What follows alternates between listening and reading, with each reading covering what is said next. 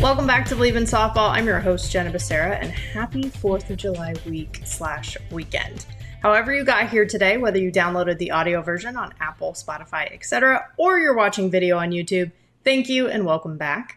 Subscribe and rate the show wherever you get your pods. Follow us on Instagram and X at Bleav in Softball. That's BLEAV. And don't forget about the merch. Click the link in our bio on either page or go to shop.bleav.com to purchase 3 different shirts available for you, covering our bases, safer out, and catch you soon. All right, let's go through today's batting order. First, we will be covering our bases. I'm going to share some callouts. Then we'll head into today's interview with Devyn Netz. She just graduated as an All-American at Arizona, and now she's a pro rookie in AUSL with the Bandits, and one of the most fun to watch two-way players, in my opinion. I got to call her games with Pac-12 Networks, so I'm excited for this. And then we'll bring it home and wrap up with some final thoughts. All right, let's go. Covering our bases. Another summer of softball continues. A few things. So on the pro side, the second half of AUSL in the regular season starts on Monday, July 7th. It's coming up already. And all 4 teams are actually going to be in Rosemont to restart their seasons. To me, there's something very poetic about that. Very nice to have them back where AU started 5 years ago. It's hard to believe. The top 2 teams from the regular season will go to Tuscaloosa at the end of July to play for the inaugural AUSL championship.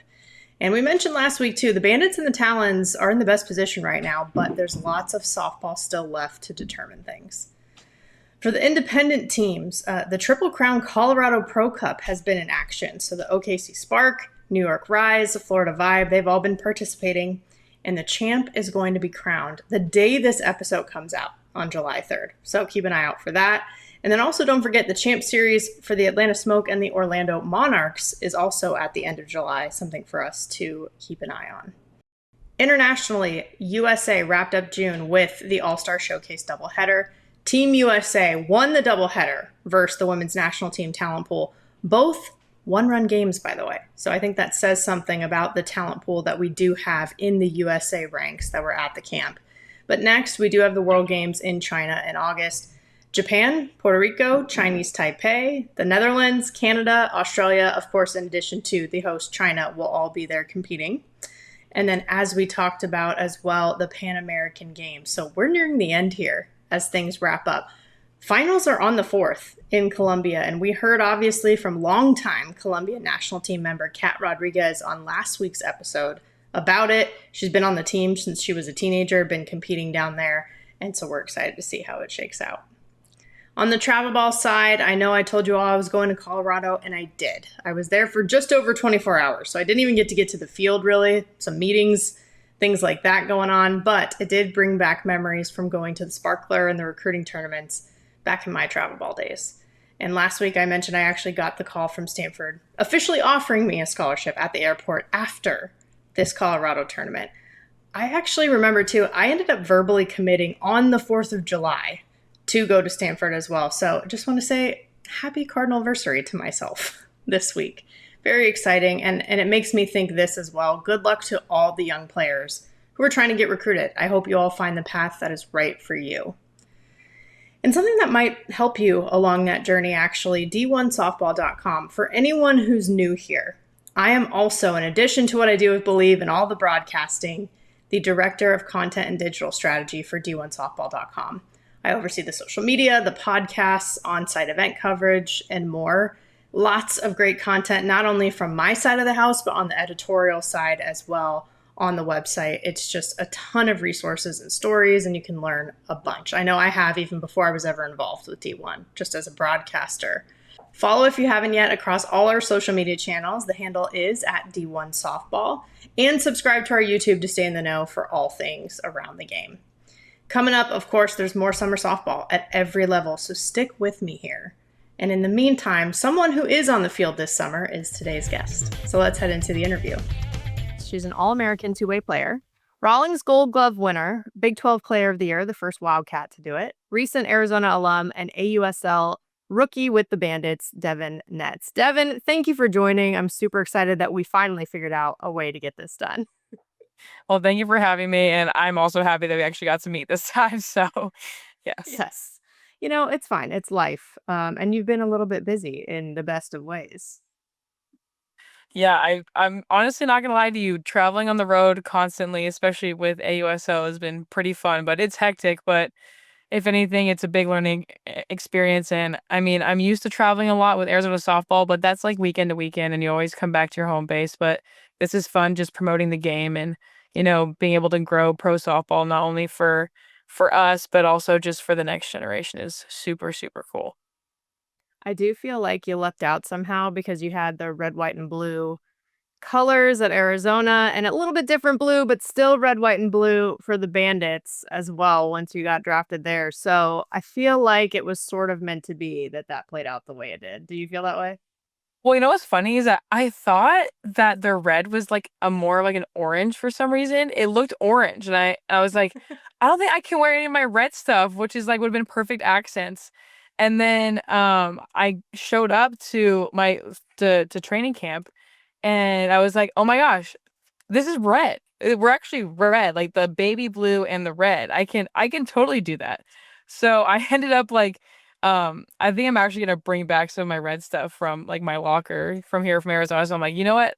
I'll have some red accents to bring out more of the red, but like I said, it's been a fun transition and playing for the Bandits, I can't see myself playing for anyone else. And it's been a ride and I love my head coach and all the other coaches that are with AUSL, especially the Bandits. So it's been fun, and especially my team. My team has been really awesome and just welcoming to all the rookies. You definitely should get the red stuff. I'm excited to see that because I think why not? Utilize I everything you can. I've had the red Evo shields probably since my junior year, which was probably 3 years ago. So they're holding on by a thread, but I love them. So yeah. That's awesome. Well, we had Nuvi, your head coach, on this show. We've had Jenny Dalton-Hill, your GM, on this show too. And it's cool to me for many different reasons to have you on the show, but also to hear more of the player perspective because we have heard from them a little bit in terms of what they're most excited about for this inaugural season. So, from your side of things, it's your first time in pro, period, as a rookie, but then also the first year for AUSL specifically. I know you said it's off to a good start, but what do you think the rest of the season will be like, or what do you hope to get out of it? I mean, I hope to be on top, if anything. I hope we win it all because I think our team has the potential to do that. And I think with the way we rolled in the first half, we definitely have the potential to do that in the second half.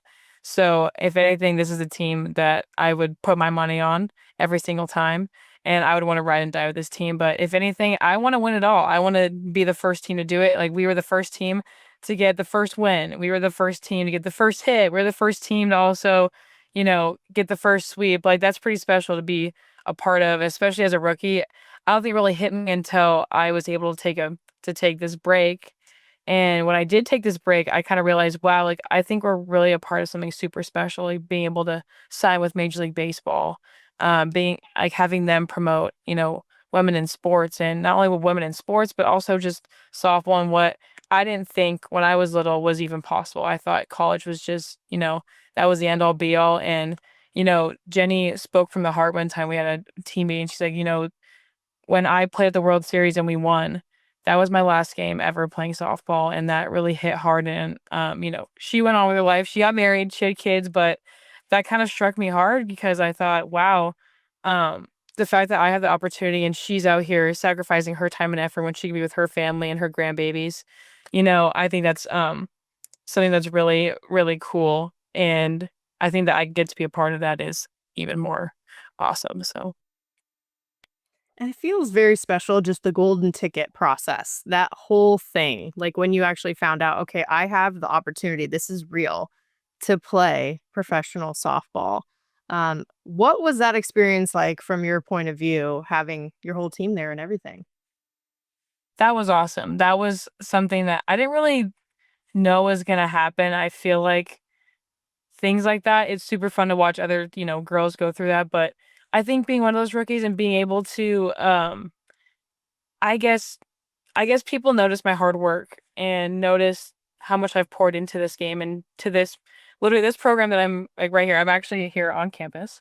So being here in Arizona, I think seeing all my hard work and my effort go into this program, and also just being a part of the Caitlin Lowe era, and also finishing out the Coach Candrea era, it's cool to see my hard work, being seen by other people, and for them to recognize, wow, like, you can hang with these people. And I'm not gonna lie, my first 10, 11 days at training camp were, was probably consisted of me fangirling majority of the time, because those are the girls that I grew up watching and that I wanted to be. And if anything, the fact that I get to play against them and compete with them too is just, it's cool. It's a full circle moment. But if anything, that golden ticket process kind of just helped me validate, like, you know what, your hard work is paying off. You know what, like, you can hang with these people. So if anything, it's been a really cool process. The fact that Natasha Watley, obviously we know she's a Bruin, right?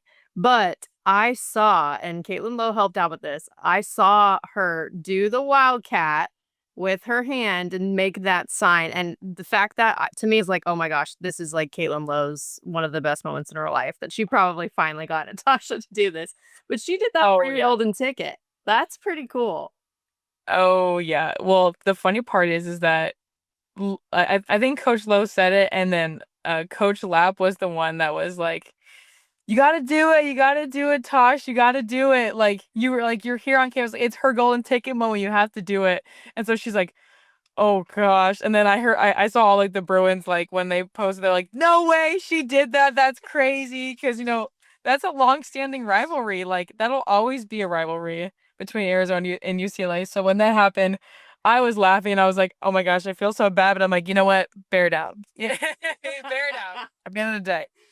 That's exactly right. I mean, I know Lap well because she's a Stanford alum, right? And she's fully bought in. That's, I mean, a little bit different than what Natasha Wiley is doing since she's coaching there at Arizona. But still, I mean, you gotta embrace the moment. Hmm. I loved that for you guys. It was so funny. That was hilarious. I was like, wow, the pressure is amazing right now.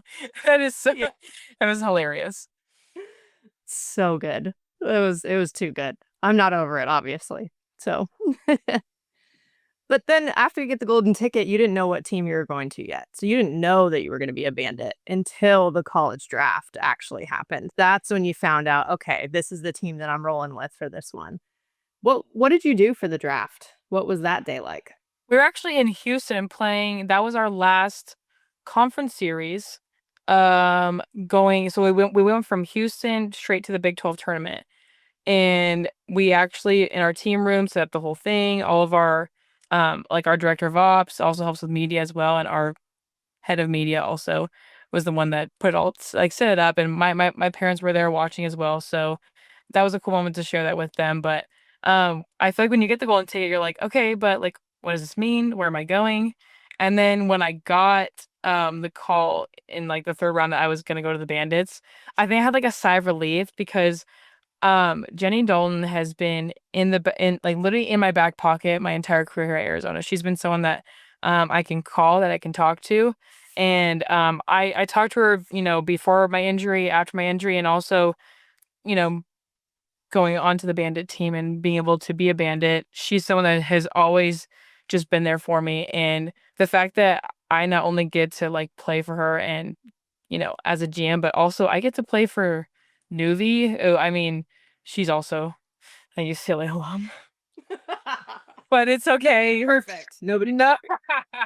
Yes, but if anything, I have loved this team and just the way that they coach. It just reminds me of Arizona. And these players, like Nuvi played for Coach on the Olympic team. So there's always a little bit of Coach sprinkled everywhere, Coach Candrea. So if anything, that's what I'm used to here. So it was a very smooth transition. But gosh, playing for them and being a part of the Bandits, that's something that I didn't want to. I mean, don't get me wrong, every single team here and their GMs and their head coaches are amazing. But the Bandits, I think, it's just a little bit special for me, because there's so much, going for me, as far as, Jenny Dalton being an Arizona alum and someone that I've connected with my entire career. So it was really special when I got drafted. I was like, yes, like, let's go. That's the only team I want to go to. It's awesome. But you know what? I know I would have such a special opportunity if I played for any team. But this, being a part of the Bandits, is super special just because of that reason. I'm also under the impression that you are a big country music fan. Oh my gosh. So I feel like, yes, and I've seen you in, cowboy hats, cowboy boots, all of those things. Again, the Bandits feels like the perfect fit with that.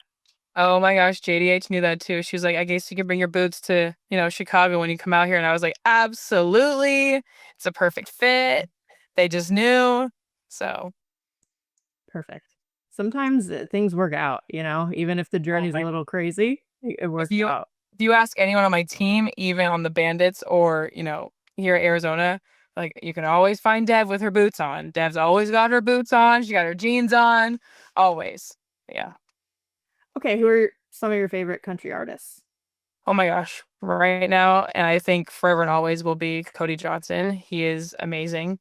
Um, and then I like Morgan Wallen's like first albums, like his like country albums. Those are my favorite. And right now I'm really into what is it? I'm really into Jason Aldean and also this one of his newer friends. His name is John Morgan. He just came out with a new album like a few months ago, but that's one of my those are some of my favorites right now. But Cody Johnson will forever and always be the top for me. Good choices, and I like your loyalty too. I appreciate that. So I actually years ago went to a Carrie Underwood concert, and I Oh got yeah. to meet her beforehand because I had one of my teammates is from college. She's Mhm. awesome. One of my teammates from college, still to this day, works for Apple Music actually. So she would kind of, depending on which of her friends would like the concert the most, she'd like rotate among all of us, like who she would bring to which concert that she got to go to. Yeah. And I was lucky; I was the one chosen for Carrie Underwood.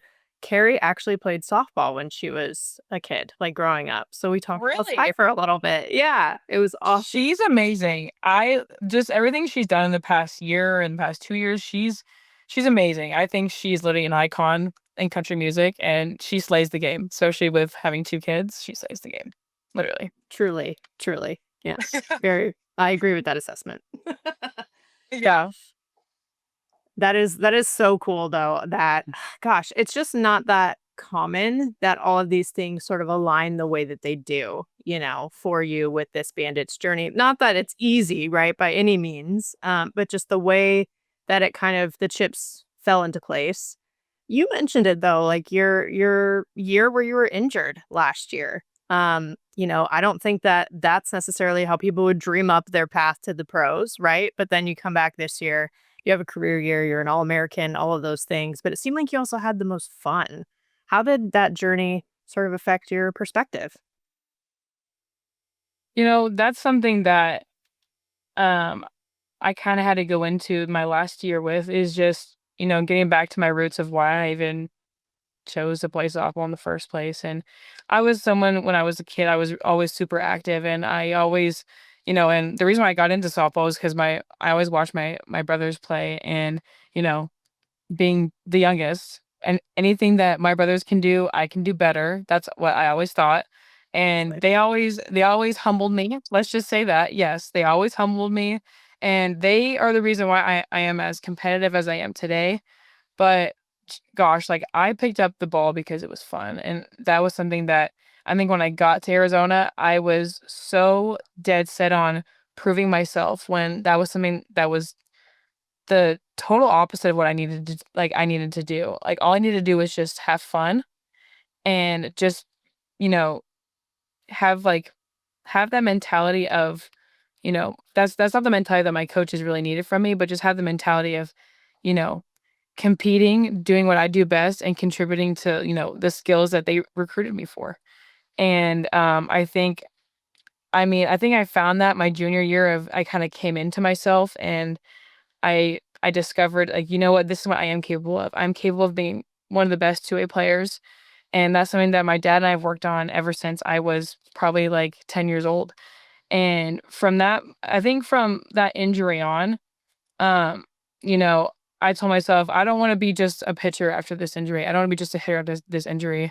I want to be the best that I can be, the Devyn Netz that I have, sought out to be. And so my last year really consisted of me doing the stuff that I do best. Like I don't care if, there's some things I struggle in. I'm gonna fully deep dive into it and I'm gonna have fun learning about it and just getting better. And if anything, it's also just being there for my teammates and uplifting them. And because I'm a fifth year veteran at this point, and that's something that I've been to the World Series twice. I was able to learn. I was in their shoes, and I was able to learn from the fifth year seniors. After COVID, I learned so much from them, and gosh, I would not change my route to where I am now because I learned so much from them sitting back and watching and then doing it my sophomore year and getting to the World Series. So, if anything, my journey has been nothing short of kind of like, and I'm proud of this as far as like writing it myself, because that's something that a lot of people like taking the road less traveled on, especially with an injury that is not common. It's tough and it's tough to do. And I really am thankful for my coaches absolutely just pouring into me and allowing me to not only come back from my injury, but allow me to be my best self on both sides of the ball. So, if anything, I really gotta tip my cap to my coaches and just my teammates for just allowing me to be me. Okay, pitchers who hit or hitters who pitch, however you want to think of it, is that's basically my favorite thing, one of them in softball. So I have loved watching you throughout your career. I love hearing this perspective too on you working so hard on both sides. Um, do you consider it? Actually, I'll ask you that. Do you consider yourself to be a pitcher who hits or a hitter who pitches? I always get this question, and you know, you'll hear from everyone else too. Like you'll hear both. Like I think it just depends on like what I'm called to do. Like maybe that game, I feel like Um, you know what? Sometimes pitching will be a little bit tougher for me. So in that case, I feel like I'm seeing the ball a little bit better, but I'm gonna keep my team in the game as much as I can, pitching wise. But if anything, I've never really been like, oh, you know what? Like I pitch, but I'm a hitter through and through, or you know what?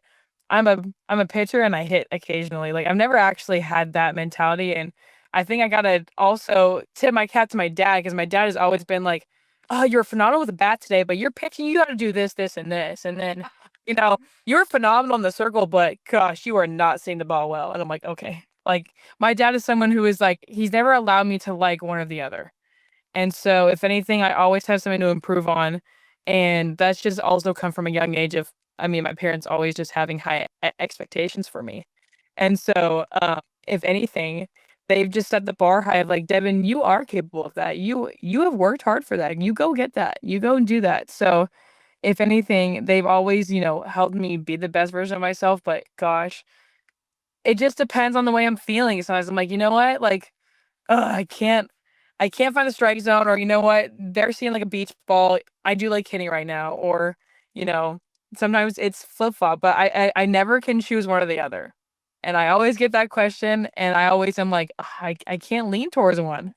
So I gotta say both because I love being in control of the game in the circle, but then I also love just absolutely, proving other programs brought like, you know what? I can hit too. I might be a pitcher, but I'm a pitcher who can hit well as well. So I love that. I actually think that just means it just reinforces how much of an athlete you are, which that was actually when I asked Lisa Fernandez on this show, right? Like the GOAT. I'm like, all right, you're sort of the definitive answer here. What do you consider it? She's like, I'm just an athlete. I do it all. And I was like, that's a great answer. yeah, totally. Yeah. I Yeah. agree. That's the thing though too, is that you can also play in the field. Like you can play first base, you can do other things. So my other question is we often refer to it, and I even did in your intro. We call it being a two-way player. But really you have that third dimension too with your defense. So is it really more of a three-way player? Um, you know, I think I have to agree with Lisa Franz in the fact that like that's what it like. I mean, being an athlete pretty much consists of fielding your position. I feel like if you can field your position as a pitcher, why can't you play the infield somewhere else? Now, I understand being a shortstop, probably not my bread and butter, not my forte. I feel like I don't have that much range. But you know what? Being a first baseman, um, I think that just allows me to be just as athletic, like, and it helps me be the athlete that I can be as a pitcher, if that makes sense. So it kind of helps me have that range that that most pitchers aren't able to when they're on the mound. But especially, gosh, in this league, I feel like all these pitchers are very athletic. They're very athletic in the sense of they feel their position well. And I feel you can also put any of these pitchers at first base as well. So I feel like, you know what? Um, I'm also not only surrounded by just, I'm not the only two-way player on my team. So I also get to learn from Odyssey as well. Odyssey is someone who is um she was a two-way player at JMU, and she was fun to watch. And I think I was a sophomore when she was the senior at JMU. And I told her, I was like, I was at the World Series when you did that phenomenal run with JMU, and it was so fun to watch you. But if anything, I guess you could say, yeah, three-way player, but I think it's a two-way player is the best way to describe it because it's just being an athlete, just like Luis Fernandez said. So, and I think that being able to play a position that just comes with that title that you give yourself of, you know what, just be as athletic as possible for your team and just be where they need you. It's a good point. Just both sides of the ball. Two ways. Makes sense. Yes. Yes. Yeah. Yeah. And you actually hit a home run while throwing a perfect game this past season too in college. I don't know if it gets more two-way star than that. Yeah, that was something that I had no idea I was doing. That it was, that it might sound like the cliche story of like, oh, I'm starting perfect game. Like, I genuinely had no idea, and I didn't know why people were acting like kind of weird in the dugout. And I was like, why are they so quiet? And I remember, I work with Christian Conrad, especially these last 2 years. And we always talk through the lineup in between. Like we always talk about the next three hitters that we're facing. Do we pitch them the same? Are we attacking them right away, or do we need to adjust? So when we were in the fifth inning, after I think I came off of hitting the home run, I think there was like 2 outs, and I went to go talk to him about it because I was hitting the inning, so I wasn't able to see him before my at bat. So I walked up and I sat down with him, and I was like, hey, okay, so right, cool. And then I was like, in my head, I was like, oh wow, like I faced the lineup perfectly so far. That's pretty in my head. And I was like, wait, I've gotten every single like I've pitched every single hitter and they haven't gone on base. And then I was like, oh my gosh. So I went to get Gatorade, went to get some water, I sat down. And then of course I got the third out. I was like, whoa, okay. And obviously we were up, I think 8-0 at that point. And I was like, all we need is 3 outs. And so I realized it, I think at the best part, if that makes sense. If I realized it earlier, that was tough. But you know, BYU is not a shabby offense. They tore it up this year. And, I think even their freshmen led, the Big 12 in home runs. So if anything, they are not a shabby offense. They swing the bat well and they swing it aggressively. And oh my gosh, when I realized that in the fifth inning, I think I kind of like my heart stopped for a second, but I was like, you know what, keep going, like just keep doing it. And gosh, I just remember I was like, just keep throwing strikes, and I finally did it, and everyone on the field knew it. I mean, even Dakota, who plays left, she came to train. She's like, "Devyn, I knew it in the third," and she goes, "And I also know before the game I had this feeling." And even Dakota's dad, Eric, he called me after, and it was like a random number, and he was like, and I was like, "Hey, like, what's up, Mr. Kennedy?" Like, dude, like, I had this feeling deep down before the game, like, and he was even there. He's like, that you were gonna do it. And I was like, you and your daughter said the same thing. It was hilarious.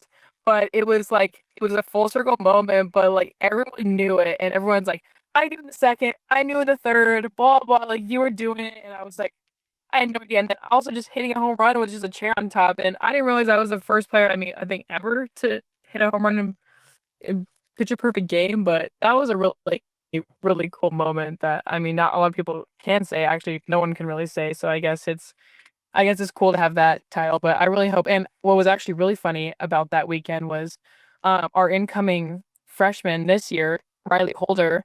She hit a grand slam and pitched a perfect game, I think, in her high school game or something like that. And I was like, okay, bear down. Like it's a great week to be a Wildcat. And I put that on my story. And I thought that was amazing because I was like, I mean, Wildcats are just doing it this week. Like we're feeling ourselves this week, and that was funny. I was like, okay, but just one up me, hit a grand slam. Why not? So that was really cool. And I gave her a shout out. But if anything, I think it was a really cool moment to do that here and also be a part of all the great pitchers that have done it as well. So Totally. In the history, just of Arizona too, when you think about it and you're a part of that now, being an alum, I'm sure that must be a little interesting. Like you're still freshly out of college, and now you're on the alum side of this thing, which is different.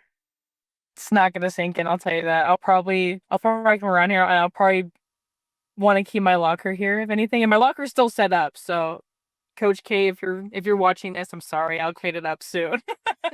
But yes. Wow. That's funny. Yeah, ride that wave as long as possible. That's my advice for Yeah. sure. But you've obviously mentioned Coach Candrea and, of course, Coach Lowe because you were recruited in that Candrea era early on was a part of it. And then, of course, Caitlin Lowe coming into the picture and leading ever since as an alum herself. That's a huge moment in Arizona softball history, too. What was that journey like going from the Candrea era to the Lowe era and also just making your own path in the midst of all of it? Um, Coach, like, "Oh, you played with us last year. How was he?" What he was here all 5 years for me, and that guy is always on me. He is my toughest critic. I thought my mom was my toughest critic. No, that guy is my toughest critic, After my perfect game, he was like, "Dev, I'm so proud of you," and he goes, "But you are tipping your change up a little bit." And I'm like, "Coach, why can't we just literally enjoy the moment? Like, gosh dang it." And so that was really funny, but gosh, I love playing for Coach and just having him there because he treats every one of his players like his own, like we're his daughters. And if anything, him and Tina, like his wife, they have been nothing but, just they've just been parents to this program. And even our coach Lap and also Kay have played for him. So those are like it's just kinda like he passed the baton to them and they're running with it, and I just absolutely love being part of the Keelan Lowe era because I was able to not only, be here for her first year and take her to her first World Series, but gosh, I was able to make history with her, and I was able to do it with a coach who believed in me, and I was able to stay here at this university for all 5 years and do it with her and build this program to what it is today, and, I couldn't imagine picking any other school, if that makes sense, and, I can't see my journey, um, I think ending up anywhere else and finishing anywhere else, and I'm really glad that I saw through my 5 years even after my injury, and I'm really glad for the support because, Coach K and Coach Kendra were the 2 people that were always in my corner the entire time I was injured, and they saw through that I was gonna be back on the field, and also, have to tip my cap to Erica Barnes because she's someone that, um, has also been a big part in my career as well, so, yeah. Everything you've said so far during our conversation really alludes to the fact that it's not just in the 4 years, the relationships that you make and being a part of your college family, and it's not just between the lines either. It Mhm. goes beyond the field. It's going to go beyond into your life, well past the time that you graduated at Arizona, and that's what I love to see. Obviously, I had my own experience. I loved it, but I love to see that with other people as well, whatever school and whatever path that they chose. That is really what it's all about. Yeah, and gosh, I think I mean, I'm all for players being happy, but I am someone who is also like I think committing committing early is something that I think changed the game and has changed college sports. And so a lot of these people that you're seeing in the portal right now, I think are people that are, you know what, I want to play closer to home or I want to be actually I want to go back to that other recruiting visit that I went to because that was where I was supposed to be. And I'm all for being like for you being happy and finding that happiness again, but now that that rule's changed and that rule fell on me, so I actually had to commit in my junior year, and I was better for it because I picked a school that I knew I was gonna that was, foreseeable in my future, and, like, I can see myself here, and making those decisions in your 7th and your 8th grade year is really hard because I I don't even I don't even know what I wanna eat for breakfast the next day, I'm like, and when I was in 7th grade, I didn't even know what I wanted, you know I didn't know what I would was gonna do the next week, So, if anything, picking a school and picking it later in my travel ball career was very crucial for me. And I think I was more mature, and because of that, I was able to respect the Arizona legacy here, and I was able to not only respect it but also be loyal to this program, and that's something that I think goes a long way in this world, and that goes a long way not only in college athletics but to these coaches, but also just in life in general. Like that's just the world and that we live in, and loyalty goes a long way, and that's something that I know when now as an alumni. Ugh, it's so weird to say. Now as an alumni, um, I get to come back to people, with open arms. And that's something that I think a lot of people can't say about some of the programs that they played with, and that even two programs I play with is that, you know what, I get to come back here and train. I get to come back here and be with my family. I get to come back here and be in the place that I love with the people that I love. And if anything, I don't think a lot of people can say that. And I'm really proud to say that because as an Arizona alumni, this place is super special to me. And being able to grow this program and this team and this legacy and just be a part of the end of Candrea's era and the beginning of Caitlin Lowe's era and what she's going to do in the next 30 and 40 years with this program is super special. And I can't wait. So, Being a Tucson native, how does that add to the pride of being a Wildcat? So I actually grew up in Southern California, and I actually grew up watching UCLA, and I thought I wanted to be a UCLA Bruin when I was little, which is hilarious. But I also grew up traveling out here because my dad's from Tucson. So I also grew up around I didn't really grow up around U of A per se, but I knew of it, and I knew Tucson, and Tucson wasn't foreign to me. But when I came on my visit here, I knew it was home, and it felt different than anything I've ever been a part of. And when I was able to pursue, um, I guess you could say, this university when they offered me, I immediately said yes because I just felt at home with the coaches, the way that they taught their players, the way that they treat their players, the way that the players also give them that same respect. Um, that was what I wanted to be a part of, and it was something that I'm like, wow, this just feels exactly like home. But yeah, if anything, yeah, I just I love this university. I can't say enough great things about it. Well, and your brother obviously agrees, playing for Arizona baseball. And just how cool is that? I mean, especially for your dad, right? To see the kids and here they are playing for Arizona and representing on the baseball and the softball team. But that must have been another element. You have your actual blood family and then you have your Arizona softball family all in the same place. I mean, I played high school ball with him too, and that was great. Don't get me wrong, and I never thought I'd actually had the opportunity to play with him. And be the brother sister softball baseball duo here, and that was just something that just happened to be. And I think just the cards and everything just kind of fell in place, and we met some amazing people here. We have great memories, not only together, but also we have some cool photos. Remember, we had to take some photos together on the softball field, and that was pretty fun. And he was like, this feels really weird being in my baseball uniform on the softball field. He's like, we need to get out of here. It's just weird. So, but that was a cool photo to have, and as well. But if anything, playing with your sibling and being in the same place where you grow up. Like in college, you're kind of forced to grow up, but growing up with your sibling and is what you're used to, and then becoming an adult with your sibling at a university is even more cool. It's a cooler experience. So if anything, I'm blessed enough to have been able to grow up with two older brothers, but to also grow up, you know, with them at this university it's been pretty fun. I know you said it was competitive when you were growing up. Was it competitive for you guys in college too? Yes. I think we competed, and I think it was a healthy combination of oh, congrats, and then he'd be, what is it? I think my brother, my sophomore year, was the Pac-12 pitcher of the week. And then my I think it was that week Coach Candrea said, I mean, your brother is a Pac-12 pitcher of the week. When are you gonna get it? And I was like, and are you gonna follow it up? And I was like, gosh, coach, and that's the relationship the coach and I have. He's always poking fun at me, and I love that guy, but he was so funny in that regard. But it's a healthy competition. But we've always had that, and that's the reason why I'm the player I am today, and I'm pretty sure that's why he's the player he is today. So yeah. Yeah, that's how it should be. It's siblings, That's how it should be. Oh yeah.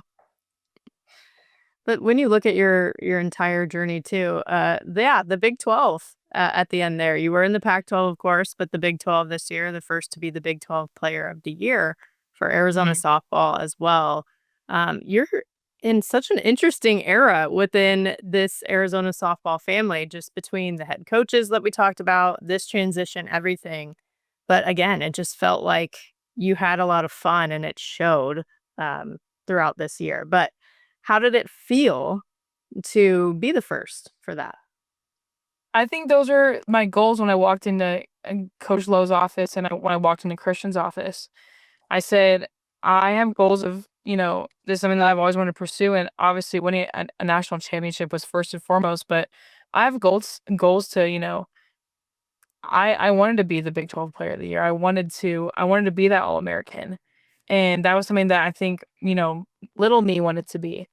And I was like, I want to pursue those goals as well as pursuing a national championship. And they said, well, you can do that. We can do that. Like, you are capable of that. And that was my true senior year. And when I fell short of that and I was injured, I had to kind of reevaluate. And quite honestly, I realized that those accolades don't come because you chase them. Those accolades come because you have fun, and they just have fun. They come when you play the game, and you respect it and you just have fun with it.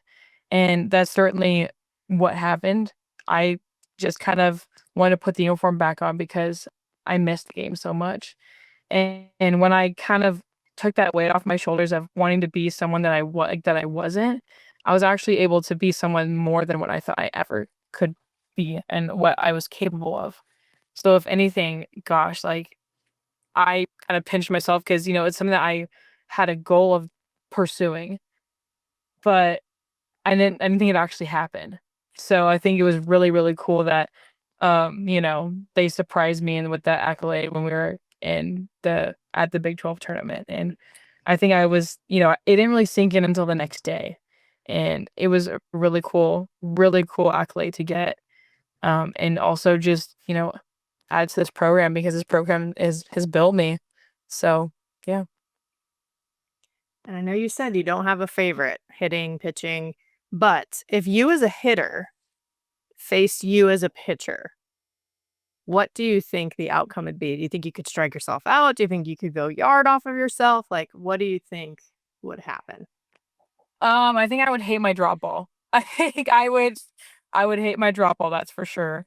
And I think I'd have a tough time adjusting to that, but also I would hate that I'd be able to go on both planes, or I'd be able to throw the ball up in the zone, but also throw it down as well. So if anything, I think I would know exactly what me would throw to me, but also I know that my stuff is good as well, but I think it'd be a tough little challenge. So yeah.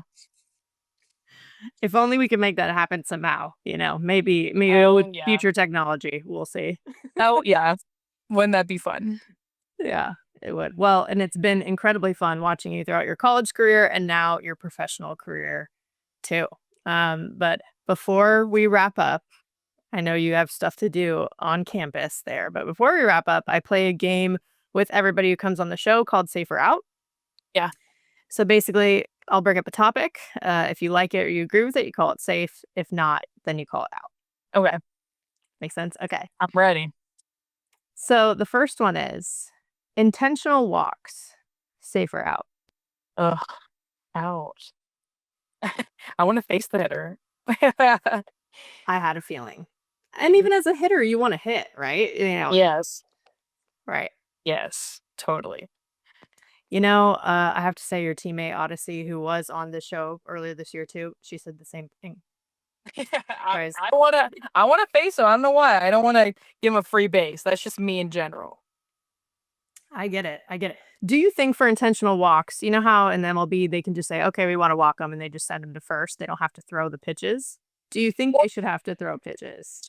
They do that here, and I think it's a part of the pitch count. But I don't know. I think it's also safe to say like it saves the pitcher's arm and all that. So I don't know. I'm for it. I'm against it. I see both sides to it. So I agree and then I disagree. But yeah. I get that. I think that pitchers should have to execute. They're going to give a free base, at least execute it. I mean, look at the World Series when someone's swinging away, right? Yes, literally. That was crazy. But yes. Hey, okay, fair enough. The next one is, we touched on this, but just for the record, transfer portal, safe or out? So out. I need a good reason. That's why. Yeah. Well, you shared your perspective, right? Like you went into it, and I think it was really well said. Loyalty does go a long way. I mean, you have to figure out what's right for you. I think there's a balance like anything else, right? I mean, yes. Yeah.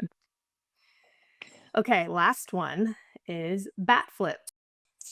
Oh, if it's off of me, totally out. But I mean, if it's one of my players, I mean, safe. Like, do that all day. Like, pimp it. But no, like, off of me, please be nice to me. Please. Like, I accidentally missed. Like, we get it. But yeah. Well, if you ever did get to hit against yourself and you hit a home run, I feel like you would earn bat flipping on yourself. I probably would bat flip myself because I don't know. I just feel like if I actually hit a drop ball, I'd definitely bat flip off myself. Fair enough. Yeah. Fair enough. Well, thank you again, Devyn. This was so fun. It was so nice having you, and I can't wait to see what you do in the rest of your pro career. I hope it's a very long softball career, right? It doesn't have to end in college, like you said, that JDH said. So I'm very excited to see your journey on and off the field, too. Well, thank you for having me. It's been fun talking with you. You all know how much I love two-way players like Devyn. I've loved hearing her perspective just from multiple angles as well, in college, professionally, her family, etc. Her path to this point, I want to point out, was anything but straight and simple, which is a great reminder for all of us that success looks different for everybody. Now with that, let's bring it home. You've been listening to Bleav in Softball, part of Bleav Network. The show is available anywhere you get your podcasts, wherever you listen, including Bleav.com and YouTube too. Subscribe to the show, rate the show, and if you liked it, write a review. Follow us on X and Instagram at Bleav in Softball. Again, that's BLEAV. You can always reach out to me personally on X at Jenna Becerra01 and Instagram at Jenna Becerra as well. As always, thank you for tuning in and catch you soon.